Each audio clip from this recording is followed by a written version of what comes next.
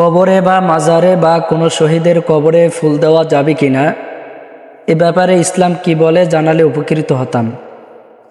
সম্মানিত উপস্থিতি, কবরে বা মাজারে বা কোনো শহীদের কবরে ফুল দেওয়া স্পষ্টভাবে বেদাত। কারণ আমাদের বিশ্বনবী মুহাম্মদ রাসূলুল্লাহ সাল্লাল্লাহু আলাইহি ওয়াসাল্লামের জীবদ্দশায় অসংখ্য অগণিত সাহাবায়ে কেরাম ইন্তেকাল করেছেন, কিন্তু কোনো হাদিসের মধ্যে এরকম কোনো রেওয়ায়েত নাই যে আল্লাহ রাসূল সাল্লাল্লাহু আলাইহি ওয়াসাল্লাম সাহাবায়ে কেরামের কবরের মধ্যে ফুল দিয়েছেন। কারণ ওই সময় ফুলের কোনো অভাব ছিল না মদিনার মধ্যে, কিন্তু আমাদের বিশ্বনবী কোনো সাহাবীদের কবরে ফুল দেয় নাই।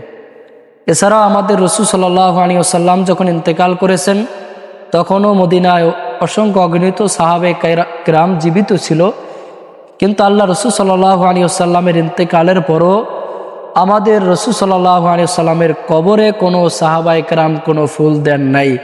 ওই সময় মদিনায় অসংখ্য অগণিত ফুল ছিল, ফুল দিয়ে আমাদের রসুলের কবরের কেউ সাজান নাই, এমন কোনো রেওয়ায়েত নাই। এছাড়াও খোলাফায়ে রাশিদিন তাদের ইন্তেকালের সময় তাদের কবরে ফুল দেওয়া হয় নাই। তো যেটা আমাদের রাসূল সাল্লাল্লাহু আলাইহি ওয়াসাল্লাম করেন নাই, সাহাবায়ে কেরাম করেন নাই, তাবেঈন যারা আছে তারা করেন নাই, সেই কাজগুলা যদি আমরা করি সওয়াবের আশায়, তাহলে এটা স্পষ্টভাবে বেদাত হবে।